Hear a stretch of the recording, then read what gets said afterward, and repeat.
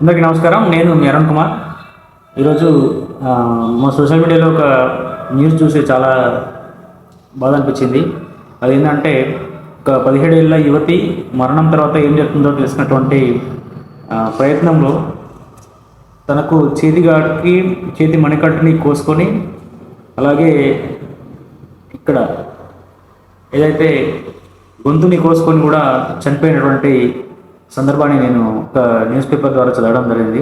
అది సోషల్ మీడియాలో కనిపిస్తే నేను దాని మీద చర్చకు అనుకొని నేను మీతో మాట్లాడడానికి వచ్చాను. అయితే విషయం ఏంటంటే, ఇప్పుడున్న పరిస్థితుల్లో చాలామంది పిల్లలు కూడా మానసిక ఎదుగుదల లోపించిందని చెప్పేసి చెప్పుకోవచ్చు. అంటే ఇట్లాంటి సందర్భాలని మనం ఊహించడం కూడా ఊహించలేము. ఎందుకంటే అసలు ఎవరి ప్రవర్తన ఎట్లా ఉంటుందని చెప్పేసి చాలామంది కూడా తెలియదు.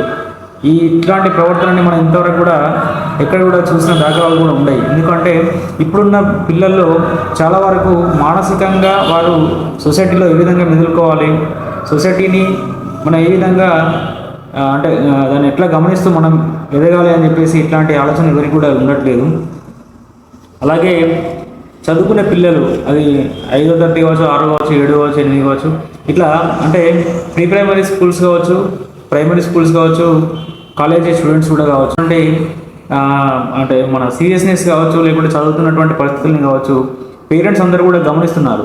కానీ సమాజం పట్ల, ఇతర వ్యక్తుల పట్ల ఏ విధంగా మెసులుకోవాలి, ఏ విధంగా మెదిలితే వాళ్ళ యొక్క పర్సనాలిటీ డెవలప్మెంట్ అవుతుంది అని చెప్పేసి ఒక్కరికి కూడా ఇట్లాంటి మీద అసలు ధ్యాస లేదు. ఎందుకంటే కేవలం చదువు, పైసలు సంపాదించాలి, డబ్బు సంపాదించాలి, ఉద్యోగాలు సంపాదించాలి. ఇవే అంటే ప్రతి ఒక్క వ్యక్తికి కూడా పక్క వ్యక్తికి ఏం జరుగుతుంది, పక్క వ్యక్తికి ఏమైనా ప్రమాదము లేకుంటే ఏదైనా రోడ్డు మీద యాక్సిడెంట్ అయితే వాటిని కాపాడేటువంటి పరిస్థితులు కూడా, ఇంకా వీడియోలు తీసేటువంటి పరిస్థితులు చూస్తుంటాం. రోడ్డు మీద మనం వెళ్తుంటే ముసలావిడనో లేకుంటే ఎవరికొకరికి యాక్సిడెంట్ అయితే వారిని చేరదీసేటువంటి సంస్కృతి కూడా మనం పిల్లల్లో మనం నేర్పించట్లేదు. అంటే మనం ఎంతటి దౌర్భాగ్యమైన పరిస్థితుల్లో మనం ఉన్నామో ఒకసారి ఆలోచించుకునేటువంటి ప్రయత్నం చేద్దాం. కానీ ఇది ఎంతవరకు కూడా ఫ్యూచర్లో, భవిష్యత్తులో పిల్లల్లో ఎంతవరకు మార్పు రాదు అని చెప్పేసి అనుకోవాలి. ఎందుకంటే ఇప్పుడున్న సోషల్ మీడియా ఓన్లీ వీడియోలు తీయడం, ఏదైతే ఆ ప్రమాద సంఘటనను వీడియో క్యాప్చర్ చేయడం తప్పితే వారికి సేవ చేద్దామనే ఉద్దేశం 100లో ఒకరిద్దరికి మాత్రమే ఉంటుంది. ఇది అంటే మనకే ఇట్లా జరిగినప్పుడు మరి ఎవరు వస్తారు ఏంది అని చెప్పేసి పిల్లల్లో ఇట్లాంటి సందర్భాలను వాళ్ళకు ఒకసారి తెలియజేసినట్లయితే వారిలో మార్పు వస్తుందని చెప్పేసి నేను ఆశిస్తున్నాను. పిల్లల్లో ప్రైమరీ స్కూల్ అంటే మన ఏదైతే 7th 8th అప్పర్ ప్రైమరీ స్కూల్స్లో కావచ్చు, హయ్యర్ స్కూల్లో కావచ్చు, కాలేజీలో కావచ్చు, పిల్లలకి ఈ అంటే బిహేవియర్ మీద కూడా క్లాసులు కండక్ట్ చేయడం వల్ల వారికి ఏదైనా ఉపయోగపడుతుందని చెప్పేసి నేను ఆశిస్తున్నాను. కాలేజ్ స్టూడెంట్స్కి అయితే అసలు ఎదుటి వ్యక్తులు ఎట్లా మాట్లాడాలో కూడా సరిగ్గా తెలియట్లేదు, టీచర్స్ తోటి ఎట్లా మాట్లాడాలో కూడా తెలియట్లేదు. ఇవన్నీ మనం ఎందుకు స్కూల్ పంపించడం ఎందుకు, ఇవన్నీ చేయడం ఎందుకు అని చెప్పేసి తల్లిదండ్రులుగా మనం ప్రశ్న వేసుకోవాలి. టీచర్స్గా వాళ్ళు ఏదైతే వాళ్ళ డ్యూటీ వాళ్ళు చేసుకునేటువంటి ప్రయత్నం మాత్రం చేస్తున్నారు, కానీ పిల్లల్లో మార్పు తెచ్చేందుకు ప్రయత్నం మాత్రం తేవడం లేదు. ఏదైనా మాట్లాడితే పిల్లలు టీచర్స్ మీదకి రిటర్న్ అవుతారని చెప్పేసి టీచర్స్ భయపడడం, తల్లిదండ్రులు కూడా పిల్లలు ఏదైనా అంటే వాళ్ళు భయపడతారు, వాళ్ళు మన మీదకి ఏదైనా రిటర్న్ మాట్లాడతారని చెప్పేసి ఇట్లాంటి పరిస్థితుల్ని ఇప్పుడున్న సమాజంలో మనం చూస్తుంటున్నాం. అసలు ఎటుపోతుంది సమాజం? ఇట్లాంటి వాటిని కూడా పిల్లలకు అర్థమయ్యే రీతిలో వాళ్ళకి కౌన్సిలింగ్ ద్వారా, లేదంటే డైలీ రెగ్యులర్గా ఇట్లాంటి వాటిపై చర్చా కార్యక్రమాలు కావచ్చు, స్కూల్లోనే, కళాశాలలో కావచ్చు, వాళ్ళ పరిస్థితులను వాళ్ళకి అర్థమయ్యే విధంగా చెప్పి వారిలో మార్పు తెచ్చేటువంటి ప్రయత్నం చేద్దాం. ప్రభుత్వాలు కూడా వీటిపైన ఆలోచించాలి. పర్సనాలిటీ డెవలప్మెంట్ క్లాసెస్ అటెండ్ చేయండి. జిల్లా కలెక్టర్లు కావచ్చు, విద్యాధికారులు కావచ్చు, వీటి మీద ఒక ప్రత్యేక శ్రద్ధ పెట్టి పిల్లల మానసిక ఎదుగుదలకు క్లాసెస్ ప్రతిరోజు కూడా, ప్రతి వారంలో ఒక 2 రోజులు 3 రోజులు ఒక క్లాస్ని అటెండ్ చేయడం. ఇట్లాంటి మార్పులు అసలు చేయి కోసుకొని చనిపోయిన తర్వాత ఏం జరుగుతుందో అనేటువంటి విషయాన్ని తెలుసుకోవాలనే ఆలోచన వాళ్ళ మైండ్కి ఎందుకు వస్తుంది?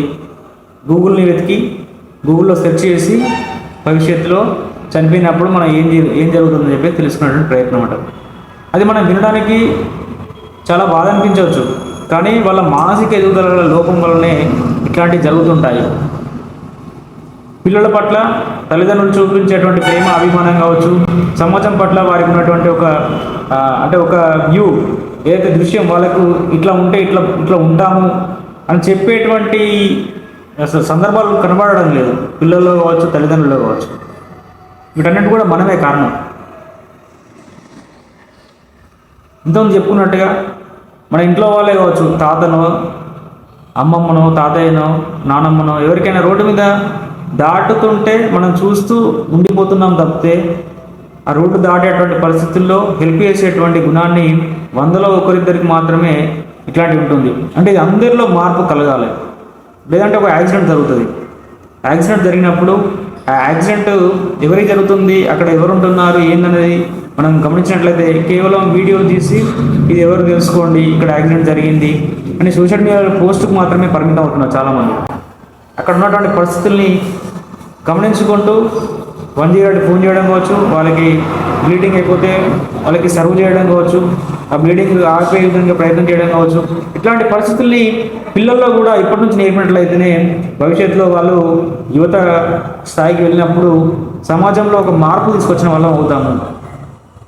కాబట్టి దీని మీద ప్రతి ఒక్కరు కూడా, ప్రభుత్వము అలాగే తల్లిదండ్రులందరూ కూడా దీని మీద ఒక పిల్లల పట్ల మానసిక ఎదుగుదల మీద మీరు ఖచ్చితంగా ఒక అవగాహనతో మెదలండి. ఈ మార్పు రాకుంటే మాత్రం భవిష్యత్తులో ఒకరినొకరు చంపుకునే స్థాయి కూడా దిగజారుతారు. ఎందుకు అంటే కోపాలు, ద్వేషాలు ఇవన్నీ కూడా చుట్టుముడతాయి. చేతిలో డబ్బు లేకుంటే దొంగతనాలకు అలవాటు పడడం కావచ్చు. వీటన్నిటి కూడా మనమే కారణం అవుతాం. కాబట్టి సొసైటీలో ఒక మార్పు తీసుకొచ్చేటువంటి ప్రయత్నం తల్లిదండ్రులుగా మీరు చేయాలి. టీచర్లుగా వాళ్ళు చేసినటువంటి పనులు వాళ్ళందరూ కూడా చేస్తున్నారు.